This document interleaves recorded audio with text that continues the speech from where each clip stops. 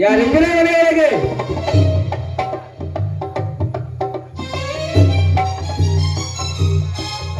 ಯಾರು? ಯಾಕೆ ಅವರು ಮನೆಯಲ್ಲಿಲ್ಲ? ಏನಾಗ್ಬೇಕಾಗಿತ್ತು? ಯಾಕಿಲ್ಲ ಅಮ್ಮನವ್ರಿ, ಮೊನ್ನೆ ಹೊಲಕ್ಕೆ ಸಲಿಕೆ ಓದಿದ್ದೆ, ಅದಕ್ಕೆ ಕೊಟ್ಟೋಗಂತ ಬಂದಿದ್ದೇನೆ. ಹಾಗಂತ ಮನೆಗೆ ಹೊತ್ಕೊಂಡ್ ಬಂದ್ಬಿಡುದ? ಇಷ್ಟೊಂದು ವಯಸ್ಸಾಗಿದೆ, ಯಾವ್ದನ್ನು ಎಲ್ಲಿ ಇಡ್ಬೇಕು ಅಂತ ಗೊತ್ತಾಗೋದಿಲ್ಲ ನಿಮ್ಗೆ? ಯಾಕಮ್ಮ ಹೇಗೆ ಹೇಳುತ್ತಿದೀಯಾ? ನೀವು ನಮ್ಮ ಅಣ್ಣ ಕೂಡ ದೇವರು, ಕೀಳು ದೃಷ್ಟಿಯಿಂದ ನೋಡಿದರೆ ಮೆಚ್ಚುವನ ಪರಮಾತ್ಮ. ತೊತ್ತು ಕೊಳ್ಳಿಗಾಗಿ ದುಡಿಯುವ ಬಡವ ನೀನು, ನನಗೆ ಎದುರು ಕೊಡ್ತೀನಿ ರಾಸ್ಕಲ್. ನೋಡಮ್ಮ, ನೀವು ಶ್ರೀಮಂತರಾಗಿರಬಹುದು, ನಾವು ಬಡವರು, ನಾವು ಹೊಟ್ಟೆಗೆ ತಿನ್ನುವುದು ಅನ್ನ. ಇವ್ ರಾಸ್ಕಲ್ ನನಗೆ ಎದುರು ಉತ್ತರ ಕೊಡ್ತೀಯ ನಿನ್ನ?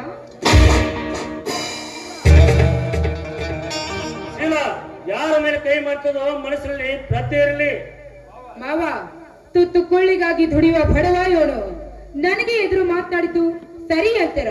ಅಫ್ಟರ್ ಒಬ್ಬ ಮಾಮೂಲಿ ಮನುಷ್ಯ ಇವನು. ಯಾರಮ್ಮ ಮಾಮೂಲಿ ಮನುಷ್ಯ? ಜಗತ್ತಿಗೆ ಅನ್ನ ಕೊಡುವ ರೈತ ಅವನು, ಮಾಮೂಲಿ ಮನುಷ್ಯ ಅಲ್ಲಮ್ಮ.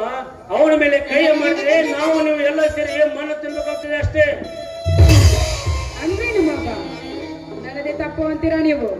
ನೀನೆ ಅಷ್ಟೇ ಕಮ್ಮ. ನಮ್ಮನ್ನ ಆಳುವ ಸರ್ಕಾರ ಎದುರಿಗೆ ಬಂದರು ಎದು ಕಟ್ಟು ನಿಲ್ಲತಾನೆ ಈ ಅರ್ಜುನ ಅಂತ. ನೀನ್ ಯಾವಮ್ಮ? ಹೋಗಲಿ ಬಿಡು ಅರ್ಜುನನ್ನ, ಏನೋ ತಿಳಿದು ತಪ್ಪು ಮಾಡಿಬಿಟ್ಟಳು.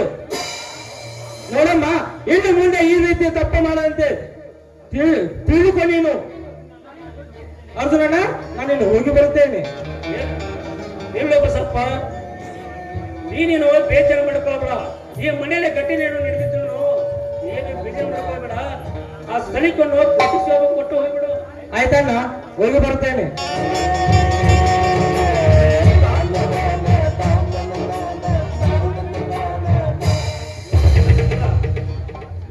ನೋಡಮ್ಮ ಶೀಲಾ, ಮನೆಗೆ ಬಂದವ್ರಿಗೆ ಗೌರವದಿಂದ 2 ಅಕ್ಷರದ ಮಾತಾಡಕಲಿ.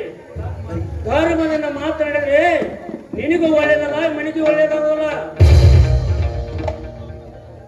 ಏನು ಓದಿಲ್ಲದ ಒಬ್ಬ ಹಳ್ಳಿ ಕಮರ ನೀನು. ನೀನಿಂದ ಬುದ್ಧಿ ಮಾತು ಹೇಳಿಸ್ಕೊಳ್ಳಂತಾಯ್ತು ಈ ನನ್ನ ಜೀವನ.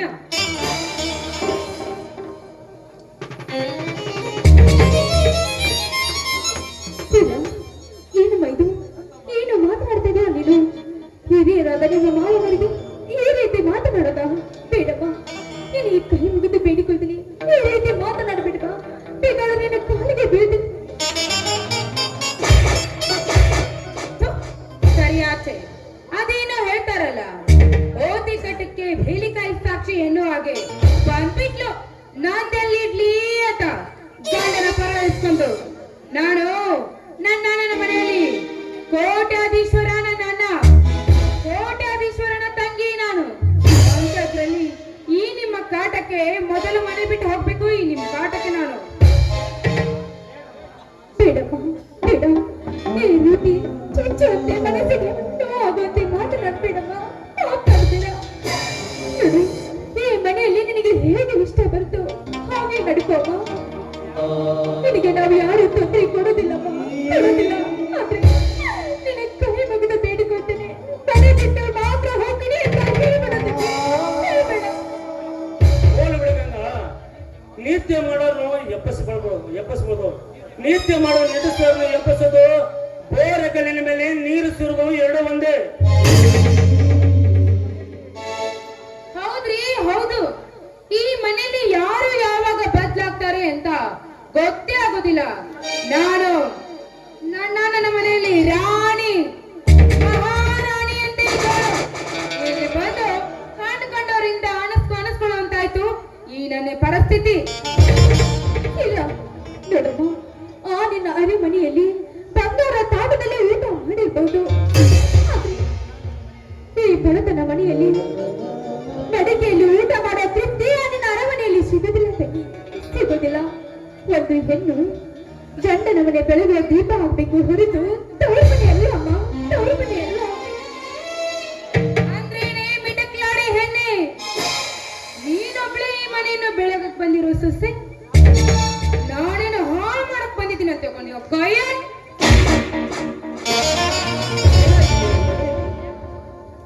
ಏನಮ್ಮ ಇದೆಯಲ್ಲ, ಏನಾಗಿದೆ ಈ ಮನೆಯಲ್ಲಿ? ಯಾಕೆ ಇಷ್ಟೊಂದು ಜೋರಾಗಿ ಮಾತನಾಡ್ತಿದ್ದೀರಾ? ಆ ಗಂಗಾ, ಯಾಕಪ್ಪ ನಿನ್ನ ಕಣ್ಣಲ್ಲಿ ಏನಾಗಿದೆ? ಮಾವ, ಯಾಕಿಲ್ಲ ಮಾವ, ಅಡಿಗೆ ಮನೆಯಲ್ಲಿ ಹೊಗೆ ಜಾಸ್ತಿ ಆಗ್ತಿತ್ತು, ಅದಕ್ಕೆ ಆ ಹೊಗೆ ಕಣ್ಣಲ್ಲಿ ಹೋಗಿ ನೀರು ಬಂತು. ರೀ, ಯಾಕ್ರಿ ಗಪ್ ನಿಂತಿದ್ದೀರಾ? ಮಾವನಿಗೆ ಹೇಳ್ರಿ. ಹೌದಣ್ಣ, ಹೊಲಕ್ಕೆ ಹೋಗಬೇಕು, ಬೇಗನೆ ಅಡಿಗೆ ಮಾಡಂತ ಇದೆ. ಅದಕ್ಕೆ ಹಸಿ ಕಟ್ಟಿಗೆ ಒಲೆಯಲ್ಲಿ ಇಟ್ಟಿರ್ಬೇಕು. ಉಗಿ ಬಡ್ದು ಕಣ್ಣಲ್ಲಿ ನೀರು ಬರ್ತಿದ್ದಾವ ಅಷ್ಟೇನಾ? ಅರ್ಜುನ, ಕಣ್ಣು ಅರಿಯಲಾರದನ್ನು ಕರುಳು ಅರಿಯುತ್ತದೆ ಎನ್ನುವ ಮಾತು ಸುಳ್ಳು ಅಂತ ತಿಳ್ಕೊಂಡಿಯೇ ನನ್ನ ತಮ್ಮ. ಎಷ್ಟೋ ವರ್ಷಗಳ ಕಾಲ ಬದುಕಿ ಬಾಳಿದ ಈ ಮನೆಯಲ್ಲಿ ಯಾವ ಸಂದರ್ಭದಲ್ಲಿ ಏನು ನಡೆಯುತ್ತದೆ, ಏನು ನಡೆಯುವುದಿಲ್ಲ ಎನ್ನುವುದನ್ನು ಅರ್ಥ ಮಾಡಿಕೊಳ್ಳಲಾರದಷ್ಟು ಬುದ್ಧಿಗೇಡಿ ನಿನ್ನನ್ನ ಎಂದು ತಿಳಿದುಕೊಂಡಿಯೇನಪ್ಪ. ನೋಡಪ್ಪ, ಚೆಲ್ಲಾಪಿಲ್ಲಿಯಾಗಿ ಬಿದ್ದಿರುವ ಸಾಮಾನುಗಳನ್ನು ನೋಡಿದರೆ, ಕಟುವಾಗಿ ನುಡಿಯುತ್ತಿರುವ ಜೋರಾದ ನುಡಿಗಳನ್ನು ಕೇಳಿದರೆ ನನಗೆ ಅರ್ಥವಾಗುವುದಿಲ್ಲವೇ ಈ ಮನೆಯಲ್ಲಿ ಏನು ನಡೆಯುತ್ತಿದೆ ಎನ್ನುವುದು. ಅಮ್ಮ ಶೀಲಾ, ನೀನಾದರೂ ಸ್ವಲ್ಪ ತಿಳಿಸಿ ಹೇಳಮ್ಮ, ಏನಾಗಿದೆ ಅಂತ. ಹೇಳುವುದೇನಿದೆ, ಮಾತಿಗೆ ಬಾರದ ಜನರಿಂದ ಮಾತುಗಳಿಸ್ತಾಯ್ತು ಈ ನನ್ನ ಜೀವನ. ಒಟ್ಟಿನಲ್ಲಿ ನಾನು ನನ್ನ ಗಂಡ ಈ ಮನೆಯಲ್ಲಿ ಇರೋದು ಕೆಲವೊಂದಿಷ್ಟು ಜನಕ್ಕೆ ಇಷ್ಟನೇ ಇಲ್ಲ ಅಂತ ಕಾಣಿಸುತ್ತೆ. ಅಂದರೆ ನಮ್ಮ ಈ ನಿನ್ನ ಮಾತಿನ ಅರ್ಥ, ಬೂದಿ ಮುಚ್ಚಿರುವ ಕೆಂಡದಂತಿರುವ ಈ ನಿನ್ನ ಮಾತಿನ ಅರ್ಥ ಸ್ವಲ್ಪ ಬಿಡಿಸಿ ಹೇಳಮ್ಮ. ಅಲ್ಲ, ಈ ಮನೆಯಲ್ಲಿ ನಾನು ಏನ್ ಮಾಡಿದ್ರು ತಪ್ಪಾಗಿ ಕಾಣಿಸ್ತದೆ. ಒಟ್ಟಿನಲ್ಲಿ ನಾನು ನನ್ನ ಗಂಡ ಈ ಮನೆಯಲ್ಲಿ ಇರೋದು ಇಷ್ಟನೇ ಆಗೋದಿಲ್ಲ ಅನ್ಸುತ್ತೆ. ಮುಚ್ಚಮ್ಮ ಬಾಯಿನ, ಯಾರ ಬಗ್ಗೆ ಏನ್ ಮಾತಾಡಕತ್ತಿ ಅನ್ನೋ ಖಬರು ಮೈ ಮೇಲೆ ಇಟ್ಕೊಂಡು ಮಾತಾಡ್ತಿದ್ದೀಯ ತಾನೆ? ಅದು ಅದು ಅಂದ್ರೇನು? ನಿಮ್ಮ ತಮ್ಮ ಮಾಡಿದ್ದು ಸರಿ ಅಂತೀರಾ? ಏನು ಓದಿಲ್ಲದ ಒಬ್ಬ ಹಳ್ಳಿ ಗವಾರ ಇವನು. ಶಾಲೆಯ ಮುಖವನ್ನು ನೋಡದೆ ಅಕ್ಷರದ ಅರ್ಥವೇ ಗೊತ್ತಿಲ್ಲದ ಇಂಥ ಅನಕ್ಷರದರಿಂದ ಮಾತಾಡಿಸ್ಕೊಳ್ತಾ ಇದ್ದು ಈ ನನ್ನ ಜೀವನ. ಅವರ ಯೋಗ್ಯತೆ ಅವ್ರು ನೋಡ್ಕೊಂಡ್ರೆ ಒಳ್ಳೆಯದು. ಹುಚ್ಚು ಹೆಣ್ಣೆ, ಬೇರೆಯವರ ಯೋಗ್ಯತೆ ಬಗ್ಗೆ ಮಾತನಾಡುವ ನಿನಗೆ ಯಾವ ಮಹಾಯೋಗ್ಯತೆ ಇದೆ? ಏನಂತೆ? ಶಾಲೆಯ ಮುಖವನ್ನೇ ನೋಡಿದವನು ಅಕ್ಷರದ ಅರ್ಥವೇ ಗೊತ್ತಿಲ್ಲದವನು ಎಂದೆ ನನ್ನ ತಮ್ಮನಿಗೆ. ನೋಡು, ಹಾಲಿಗೆ ಉಕ್ಕ ಬರಬಾರ್ದು, ಹೆಣ್ಣಿಗೆ ಸೊಕ್ಕ ಬರಬಾರ್ದು. ಅದನ್ನು ನರಿತು ಬಾಳುವುದನ್ನು ಕಲಿತುಕೋ. ಅದೇನು, ನೀವು ಮಾತಾಡುವ ರೀತಿಯನ್ನು ನೋಡಿದ್ರೆ ನಿಮ್ ತಮ್ಮ ದೊಡ್ಡ ವಿದ್ಯಾ ಪಂಡಿತ. ನನಗ್ ಬುದ್ಧಿ ಹೇಳೋಕೆ. ನೋಡಮ್ಮ, ಅಲ್ಪ ವಿದ್ಯೆ ಇದ್ದವರಿಗೆ ಮಹಾ ಗರ್ವವಿರುತ್ತದೆ ಎನ್ನುವುದು ಸುಳ್ಳಲ್ಲ.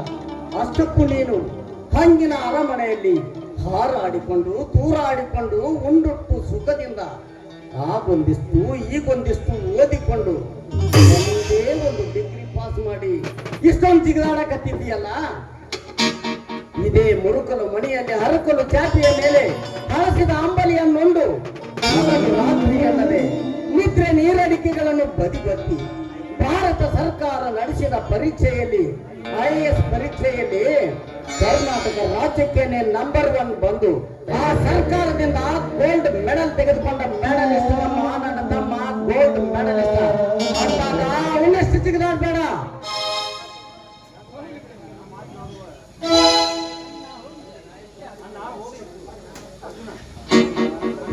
ಹೋಗ್ಲಿ ಬಿಡಲ್ಲ. ಎಷ್ಟೇ ಆದರೂ ನನ್ನ ಮುತ್ತಿನ ತಮ್ಮ ಶಂಕರನ ಹೆಂಡತಿ ಮಾತನಾಡಿದ್ರೆ ಸುಗದ ಸುಪ್ಪತ್ತಲೇ ಬೆಳೆದಳು. ಆದ್ರೆ ನಮ್ಮ ಮನೆಗೆ ಹೊಂದಿಕೊಳ್ಳೋರಿಗೆ ನಾವೇ ಹೊಂದಿಕೊಳ್ಬೇಕಷ್ಟೇ. ಕಳ್ಳಿಯ ಹಾಲು ಕಣ್ಣಿಗಲ್ಲ, ಮಳ್ಳ ಹೆಂಗಸು ಮನೆಗಲ್ಲ ಅನ್ನುವ ಮಾತು ಸತ್ಯ. ನೋಡು, ಸಿರಿತನದ ಸಿರಿವಂತಿಕೆಯ ತವರು ಮನೆಯ ಸೊಕ್ಕಿನ ಮಾತುಗಳನ್ನು ಗಂಡನ ಮನೆಯಲ್ಲಿ ಆಡುವ ಇಂತಹ ಮಳ್ಳ ಹೆಂಗಸರಿಗೆ ಗೊತ್ತಾಗಬೇಕು. ತವರು ಮನೆಯ ಬುಟ್ಟಿ ಬಂಗಾರಕ್ಕಿಂತಲೂ ಗಂಡನ ಮನೆಯ ಬೊಟ್ಟು ಕುಂಕುಮಲೇಸು ಎಂದು. ಹೆಣ್ಣಿನ ಜನ್ಮಕ್ಕೆ ಒಂದು ಅರ್ಥ ಸಿಗುತ್ತದೆ ಅರ್ಜುನ, ಅರ್ಥ ಸಿಗುತ್ತದೆ.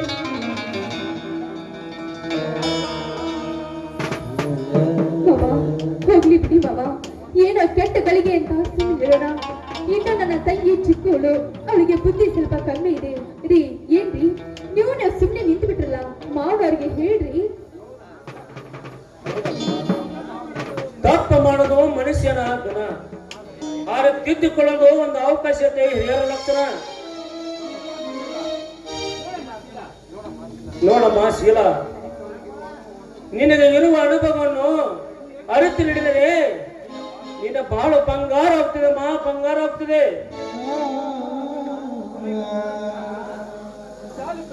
ಅರ್ಜುನ, ಶಾಲೆ ಕಲಿಯುತ್ತೇನೆಂದು ಹೋಗಿ ಸಿಟಿಗೆ ಹೋಗಿ ಮಜಾ ಮಾಡಿ ಹಣಕ್ಕಾಗಿ ತಂದೆ ತಾಯಿಯರ ಜೀವ ಹಿಂಡುತ್ತಿರುವ ಈ ಕಳುಕು ತುಂಬಿದ ಸಮಾಜದಲ್ಲಿ ಸರ್ಕಾರ ನಡೆಸಿದ IAS ಪರೀಕ್ಷೆಯಲ್ಲಿ ಪಾಸ್ ಆದರೂ ಕೂಡ ರೈತನೇ ರಾಷ್ಟ್ರದ ಬೆನ್ನೆಲುಬೆಂದು ಒಕ್ಕಲತನ ಮಾಡುವ ನಿರ್ಧಾರವನ್ನು ಮನಸ್ಸಿನಲ್ಲಿಟ್ಟುಕೊಂಡು ನೇಗಿಲ ಯೋಗಿಯಾದ ನೀನು ನೇಗಿಲ ಯೋಗಿಯಪ್ಪ, ನೇಗಿಲ ಯೋಗಿ.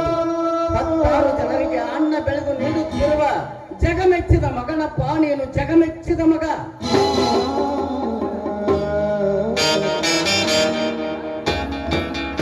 ಯಾಕಣ್ಣ ಎಲ್ಲರೂ ನಿಂತು ಏನೇ ವಿಚಾರ ಮಾಡತ್ತಿಲ್ಲ? ನೋಡು ಶಂಕರ್, ಶೀಲಾ, ಅಯ್ಯೋ ಬನ್ರಿ.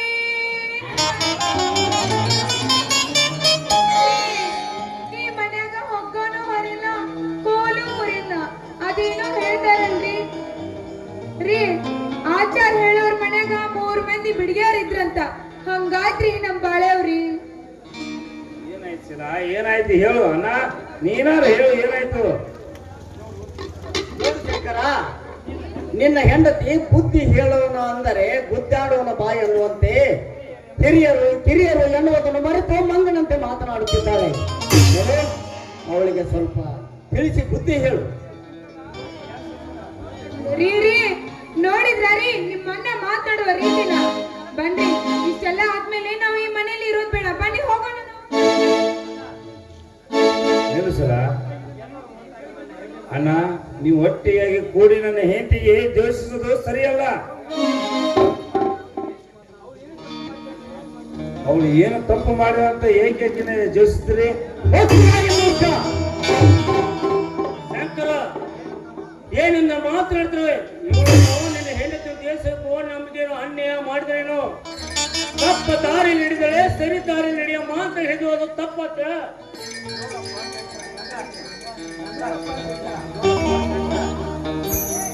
ನೋಡಪ್ಪ ಶಂಕರ, ಹೆಣ್ಣು ಮಕ್ಕಳ ಜಗಳದಲ್ಲಿ ಗಂಡಸರು ತಲೆ ಹಾಕಬಾರ್ದು. ಹಿರಿಯರೆಲ್ಲರೂ ಮಾವನವರಿದ್ದಾರೆ. ಶೀಲಾ, ಹೋಗಮ್ಮ, ನಿನ್ನ ಗಂಡನನ್ನು ಒಳಗೆ ಕಳ್ಕೊಂಡು ಹೋಗಿ ಊಟಕ್ಕೆ ಬಳಸಿ ಹೋಗಮ್ಮ. ಅಂದರೆ ನಿಮ್ಮ ಮಾತಿನ ಅರ್ಥ ನನ್ನ ಹೆಂಡತಿಗೆ ಎಷ್ಟು ಕಷ್ಟ ಕೊಟ್ಟರು ನೋಡ್ಕೊಂಡು ಸುಮ್ಮನೆ ಇರಂತೀರಾ? ಲೇ, ಹೆಂಡತಿಯ ತಾಳಕ್ಕೆ ತಕ್ಕಂತೆ ಕುಣಿಯುವ ನೀನು ಒಬ್ಬ ಗಂಡಸೆ ನಾಲಾಯಕ. ನಿನ್ನಂತಹ ಸಹೋದರರಿರುವುದರಿಂದಲೇ ಈ ಕೆಟ್ಟ ಸಮಾಜದಲ್ಲಿ ಒಳ್ಳೆಯ ಗುಣದ ಸಹೋದರರು ಕೂಡಿ ಬಾಳುವುದು ಕನಸಿನ ಮಾತಾಗಿದೆ. ಅದಕ್ಕೆ ಬಲ್ಲವರು ಹೇಳಿದ್ದಾರೆ, ಗಂಡಿಗೆ ಚಟ ಇರಬಾರ್ದು, ಹೆಣ್ಣಿಗೆ ಹಠ ಇರಬಾರ್ದು ಅಂತ. ಅರಿತು ಮಾತನಾಡು. ಅಣ್ಣ, ನಿನ್ನ ಮಾತು ಕೇಳಿ ಮೂರ್ಖನಾಗಲಾರೆ. ಈಗಲೇ ಬೇರೆಗೆ ಬಿಡೋಣ. ಗಣೇಶನ ಹೋಗೋಣ ನಡಿ. ಶಂಕರ, ನಿಂತ್ಕೊಳ್ಳಪ್ಪ. ಬೇಡಪ್ಪ, ಬೇಡ. ಈ ಮನೆ ಬಿಟ್ಟು ಹೋಗ್ತೀನಿ ಅಂತ ಮಾತ್ರ ಹೇಳ್ಬೇಡಪ್ಪ. ನಿನ್ನ ಕೈ ಮುಗಿದು ಬೇಡ್ಕೊಳ್ತೀನಿ. ಶೀಲಾ, ನಿನ್ನ ಗಂಡನಿಗೆ ನೀನಾದ್ರೂ ಹೇಳಪ್ಪ.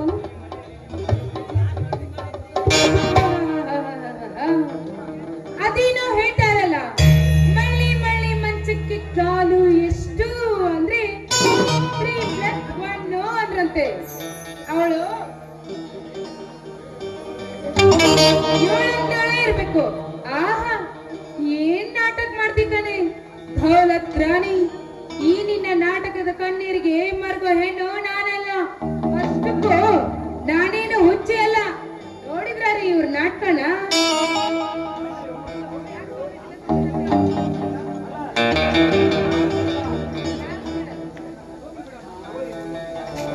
ಹೋಗಲಿ ಬಿಡಮ್ಮ ಗಂಗಾ.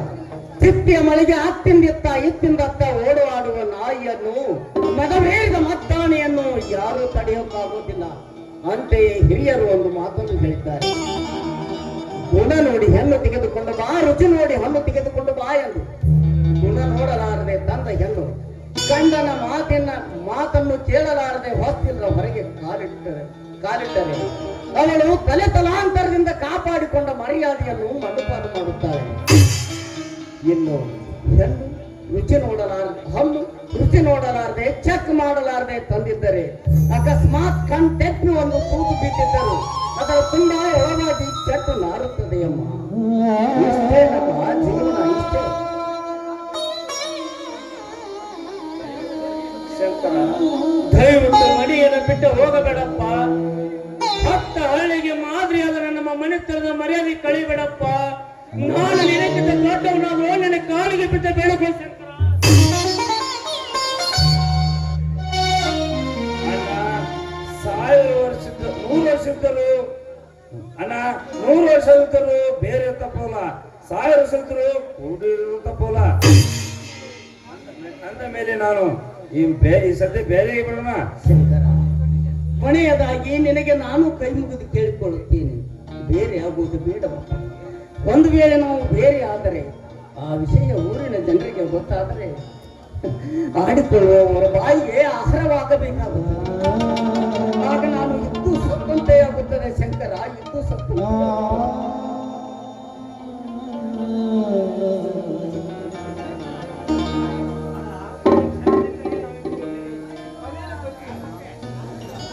ಅದೇನು ಗೊತ್ತಿಲ್ಲ, ಬೇರೆ ಆಗ್ಬೇಕಂದ್ರೆ ಬೇರೆ ಆಗಲೇಬೇಕು.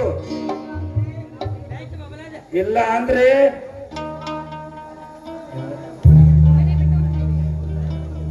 ಮನೆ ಬಿಟ್ಟು ಹೋಗುತ್ತೇವೆ. ಶಂಕರ್, ನಿಂತ್ಕೋ ಶಂಕರ್. ಏನಪ್ಪ, ಏನು ಹೇಳ್ತಾ ಇದ್ದೀರಾ ನೀನು? ಬನ್ನಿ ಶಂಕರ್, ಬನ್ನಿ. ಈ ಮನೆಯಲ್ಲಿ ನೋಡಿ ಶಂಕರ್, ಈ ಮನೆಯಲ್ಲಿ ಹಗ್ಗಾನು ಹರಿಯಲ್ಲ, ಕೋಲು ಮುರಿಯಲ್ಲ. ಅಟ್ಟು ಗೋಡೆ ಮೇಲೆ ದೀಪ ಇಟ್ಟು ಹೋಗಿ ಮಾತಾಡ್ತಾರೆ. ಬನ್ನಿ, ನಾವು ಹೋಗೇ ಬಿಡೋಣ. ಶಂಕರ್, ಬೇರೆ ಆಗಬೇಕಾ? ಹಾಗೆಲ್ಲ ಮಾತನಾಡಿ ಈ ಅಣ್ಣನ ಮನಸ್ಸನ್ನು ನೋಯಿಸಬೇಡಪ್ಪ, ನೋಯಿಸಬೇಡ.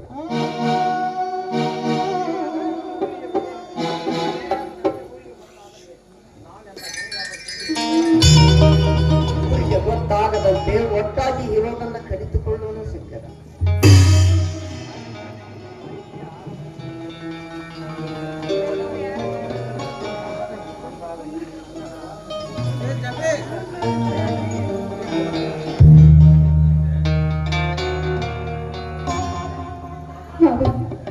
ಬಡತನವೇ ಬರಲಿ, ಹಿರಿತನವೇ ಬರಲಿ, ಮಾವ ಗಂಡನ ಧರ್ಮದಲ್ಲಿ ಅವಳ ಹೆಜ್ಜೆ ಮೇಲೆ ಹೆಜ್ಜೆ ಇಡುತ್ತಾ ನಡೆಯೋದು ಪ್ರತಿರೋಧ ಆದವಳು ನನ್ನ ಧರ್ಮ ಮಾವ, ನನ್ನ ಧರ್ಮ. ನೋಡಿ, ಇನ್ನು ನನ್ನ ಮೈದನ ಈ ಶೈಲ ಈ ಮನೆಯಲ್ಲಿ ಚೆನ್ನಾಗಿ ಇರ್ತಾಳಂದ್ರೆ ನನಗೆ ಅಷ್ಟೇ ಸಾಕು ಮಾವ, ನನಗೆ ಅಷ್ಟೇ ಸಾಕು. ಶೈಲ, ನಿನ್ನ ಗಂಡನ ಕಳ್ಕೊಂಡು ಈಗಾದ್ರೂ ಒಳಗೆ ನಡಿಯಮ್ಮ. ಹಾಗಾದ್ರೆ ತಾಸಿಗೊಂದು ಬುದ್ಧಿ ತೋರಿಸೋ ಈ ಜನರನ್ನು ನಂಬುವುದಾದ್ರೂ ಹೇಗೆ? ನೋಡಿ, ಈಗಲೇ ಆಸ್ತಿ ಪತ್ರಕ್ಕೆ ಸಹಿ ಹಾಕ್ಬಿಡಿ. ಆವಾಗ ನಂದೇನೋ ಅಭ್ಯಂತರ ಇಲ್ಲ. ಏನಂತೀರಾ?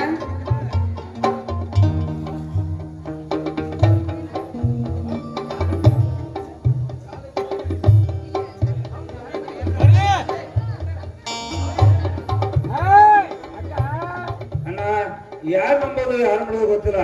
ಈಗಲೇ ಆಸ್ತಿ ಪಾಲ್ ಮಾಡಿಬಿಡೋಣ. ನೋಡಿ ಶಂಕರ್, ಈಗಿಂದೀಗಲೇ ಈ ಕಾಗದ ಪತ್ರಿಕೆ ಸಹಿ ಹಾಕು ಅಂತ ಹೇಳ್ತಾ ಇದೆಯಲ್ಲ, ಕಾಗದ ಪತ್ರಿಕೆ ಸಹಿ ಹಾಕ್ಲಿಕ್ಕೆ ಕಾಗದಾರ ಬೇಕಲ್ಲ ಶಂಕರ್?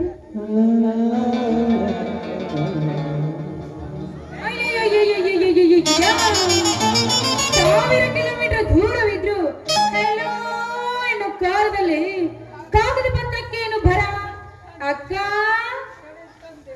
ಈಗಲೇ ತರ್ತೀನಿ, ತಡೀರಿ.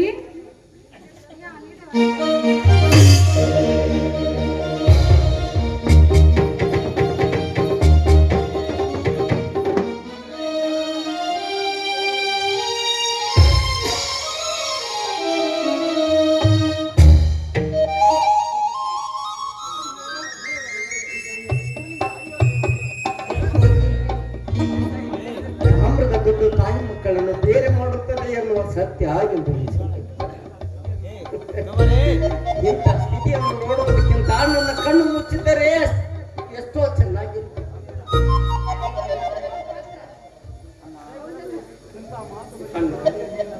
ಇಂಥ ಮಾತುಗಳನ್ನು ಆಡಿ ನಿನ್ನ ತಮ್ಮನ ಮನಸ್ಸನ್ನು ನೋಯಿಸಿಬಿಡಣ. ಅಡವಿಯಲ್ಲಿ ಒಂದು ಗೇನು ಹೊಲ ಇದ್ದಿದ್ರು, ಊರಲ್ಲಿ ಮನೆ ಎದ್ದಿದ್ರು, ಯಾರದರ ಮನೆಯಲ್ಲಿ ಜೀತದ ಆಗಿದ್ರು ನಿನ್ನ ಸಾಕುತ್ತೇನೆ, ನಾ ಸಾಕುತ್ತೇನೆ. ಹೌದು ಮಾವ, ನಿಮಗೆ ಯಾವ ತೊಂದರೆ ಆಗದಂತೆ ನಮ್ಮನ್ನು ಇಷ್ಟು ದಿನ ಕಣ್ಣು ರೆಪ್ಪೆ ತರ ಜೀವನ ಮಾಡಿ ಬಂದಿದ್ದೀಯ ಮಾವ. ನಿನಗೆ ಯಾವ ತೊಂದರೆ ಆಗದಂತೆ ನಾವು ನೋಡ್ಕೊಳ್ತೇವೆ ಮಾವ. ನಮ್ ಕಡೆ ಬಂದ್ಬಿಡಿ ಮಾವ, ಬಂದ್ಬಿಡಿ. ಅಣ್ಣ ಅತ್ತಿಗೆ, ಈ ಮನೆಯಲ್ಲಿ ಹಿರಿಯಣ್ಣ ನನ್ನ ಜೋಡಿನೇ ಇರಲಿ. ಏನಂದೆ ಶಂಕರ ನೀನು? ನಾನು ನಿನ್ನ ಜೊತೆಗೆ ಇರ್ಬೇಕಾ? ಯಾಕೋ ತಮ್ಮ, ಈ ಸಾಲಾಪುರ ಜನರಿಗೆ ನನ್ನೊಂದು ಹೊಟ್ಟಿ ಸಾಕಾಗುದಿಲ್ಲ ಅಂತ ತಿಳ್ಕೊಂಡು ಏನು ಪುಣ್ಯದ ಋಣ ಬಿಟ್ಟಾಕ ರಣರಂಗದ ಯುದ್ಧದೊಳಗ ಗೆದ್ದು ಬಂದಷ್ಟು ಸಂತೋಷದಿಂದ ಓಡೋಡಿ ಬಂದು ದೌತನ್ನು ಕೊಡ್ತಾರೋ ನನ್ನ ಊರಿನ ಇದ ಊರಾಗ ನಮ್ಮ ಅಜ್ಜನ ಕಾಲಕ್ಕ ನೀರಿಲ್ದಕ್ಕೆ ಜನಾದನ ಸಾಯುವ ಸಂದರ್ಭದಾಗ ಅವರಾದಿಯ ಫಲಹಾರೇಶ್ವರ ಶ್ರೀಗಳ ಬಂದು ನಮ್ಮ ಊರಿನ ಹಳದಾಗ ನೀರು ತೋರಿಸುವಾದ್ರಪ್ಪ. ಆದ್ರೆ ಪುಣ್ಯದ ಋಣ ಮುಟ್ಸಾಕ ಇವತ್ತಿಗೂ ಕೂಡ ಶ್ರೀಗಳು ಬರಾಕತ್ಯಾರ ಅನ್ನೋ ಸುದ್ದಿ ಕಿವಿ ಮ್ಯಾಗ ಬಿಟ್ಟಿರ್ತಾರೆ. ನನ್ನ ಊರಿನ ಜನ ಗುಡಿಗುಂಡಾರ ತುಂಬಿ ಹೊರ ಚೆಲ್ಲುವಷ್ಟು ದವಸ ಧಾನ್ಯ ಕೊಡ್ತಾರೋ ತುಂಬಾ.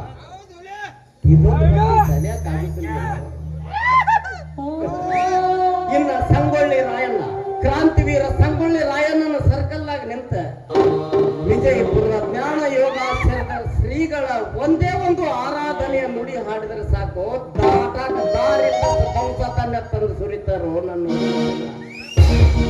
ಇಷ್ಟೆಲ್ಲ ನನ್ನ ಬೆಳ್ಳಿಗಿರುವಾಗ ನಿನ್ನ ಹಂಗಿನ ಅರಮನೆಯ ಅಮೃತ ಊಟ ಮಾಡೆ ನನ್ನ ಬಡ ಬಾಂಧವರ ಮನೆಯ ಅಂಬಲಿ ಅಷ್ಟೇ ನೋಡು. ಕೊನೆಯದಾಗಿ ನಿನಗೊಂದು ಮಾತು ಹೇಳುತ್ತೇನೆ, ಚೆನ್ನಾಗಿ ನೆನಪಿನಲ್ಲಿ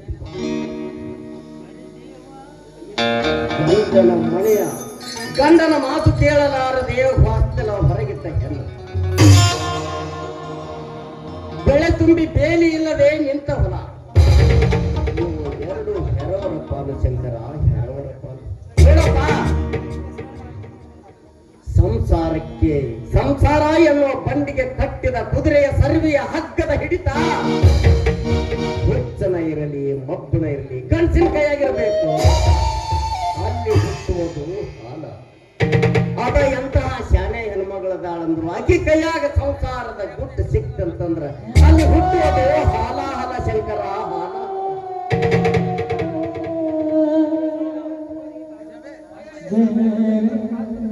ಮಾವ, ಈ ನಿಮ್ಮ ಹಾಳ ಪುರಾಣ ಕೇಳುವಷ್ಟು ಪೇಷನ್ಸ್ ನನಗಿಲ್ಲ.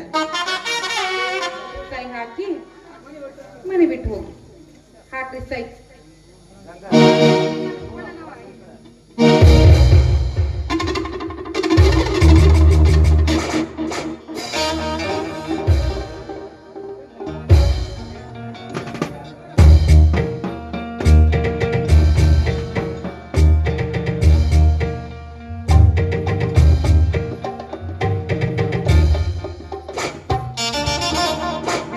ನಾಳೆ ತೋರಿಸ್ತದೆ ಚೀಲ ಆ ಪ್ರಸಂಗ ಎಚ್ಚರದಿಂದ ಇದು. ಗ್ರಹ ದೇವತೆ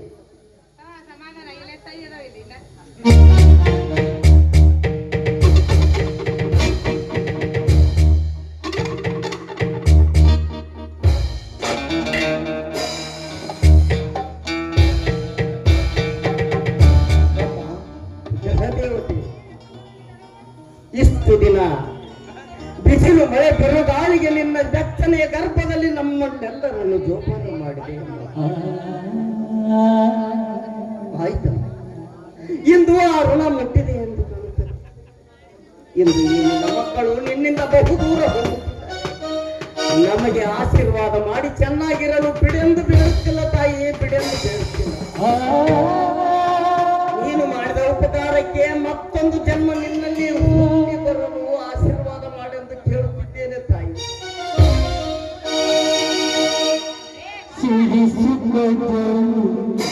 ಏ ಮಾವ, ಏನ್ ಪ್ಲಾನ್ ಮಾಡಿದ್ದೀರಾ ನೀವು? ಮಾಡಿದ್ರೆ ಹೋಯ್ತಾ? ಈ ನನ್ನ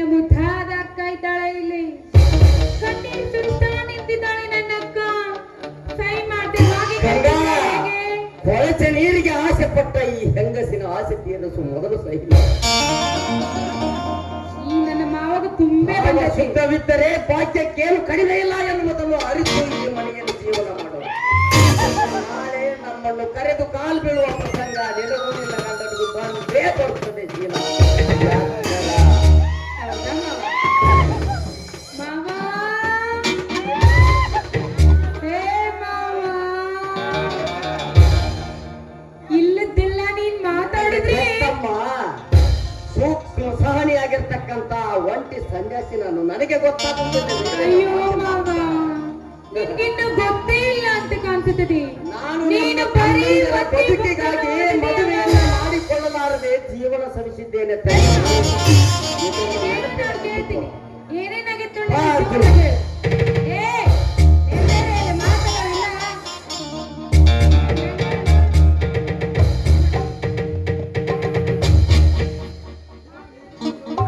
ಶಂಕರ್, ನಾ ಸಹಿ ಮಾಡೋಕ್ಕಿಂತ ಮೊದಲು ನನ್ನೊಂದು ಮಾತುಪ್ಪ.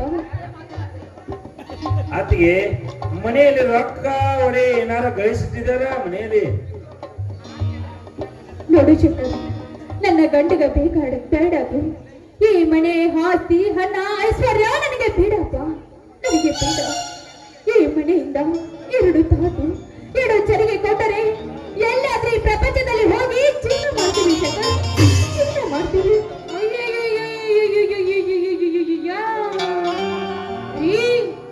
ನೋಡಿದ್ರ ಇಷ್ಟೊತ್ತರೆಗೂ ನನ್ಗೇನು ಬೇಡ ಬೇಡ ಬೇಡ ಅಂದು ಹೀಗೆ ತಾಟು ಚರಗಿ ಕೀಳತ್ತಿದ್ದಾಳಲ್ಲ. ಹೋಗ್ಲಿ ಬಿಡ್ರಿ, ನಾಯಿಗೆ ಹಾಕಿದ್ದ ತಾಟಿದೆ ಅಲ್ಲ ಅದನ್ನೇ ಕೊಟ್ಬಿಡ್ತೀನಿ. ಏನೋ ಇವ್ಳ್ ಮಾವ ಅಷ್ಟು ದೊಡ್ಡದಾಗಿ ಹೇಳುವುದರ ಪುರಾಣವನ್ನು ನೀನ್ ಮಾತಾಡ್ಬೇಕಾಗಿತ್ತು. ಯಾಕೆ ನಿಮ್ಮ ಅಣ್ಣನ್ಗೆ ಧೈರ್ಯ ಬರ್ಲಿಲ್ವಾ ಶೀಲಾನೆದ್ರಿಗೆ ನಿಂತು ಮಾತನಾಡಲು? ತಾಟ ಚರಗಿ ಅಷ್ಟೇ ತಾನೇ ತಂದು ಬಿಸಾಕ್ತೀನಿ ಒಯ್ಯೋರಂತೆ.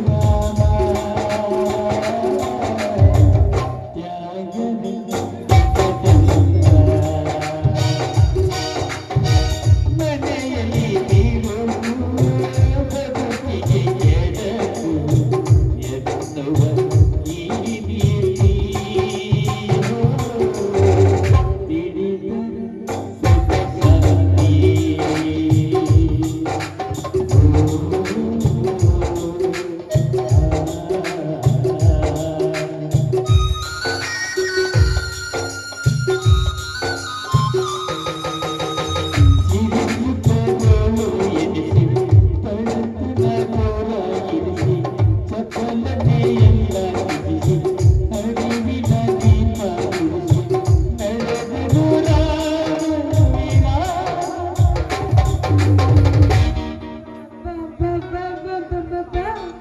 ರೀ ನನ್ಗೆ ಎಷ್ಟು ಸಂತೋಷವಾಗ್ತಿದೆ ಗೊತ್ತೇನ್ರಿ? ಇಷ್ಟ ದಿನ ನಿಮ್ಮ ಅಣ್ಣ ಹಾಗೂ ನಮ್ಮ ಅಕ್ಕ ಇದ್ದಿದ್ದಕ್ಕೆ ನಮ್ಮ ಮನ್ಸಿಗೆ ಒಂಚೂರು ನೆಮ್ಮದಿ ಅನ್ನೋದೇ ಇದ್ದಿದ್ದಿಲ್ಲ ರೀ. ಇವಾಗ ತುಂಬಾ ಅಂದ್ರೆ ತುಂಬಾ ಸಂತೋಷ ಆಗ್ತಿದೆ ರೀ ನನ್ಗೆ. ನೋಡ್ಸಿಲ್ಲ, ನಿನ್ನ ಮಾತಿನ ಪ್ರಕಾರ ಅಣ್ಣಾತಿಗೆನೆ ಹೊರಗಾಕಿದೆ. ಹೋಗೋಣ ರೀ, ಹೊರಟಿಸ್ತಿದ್ದೆ ಏನಾರ ಏನಾರ ಅಲ್ರಿ, ಗುಲಾಬ್ ಜಾಮೂನ್ ಮಾಡಿ ನಾನ್ ತಿನ್ನಕಂತ್ರ ಬರ್ರಿ. ಹೋಗಿಲ್ಲ ಒಂದಂಗಾರ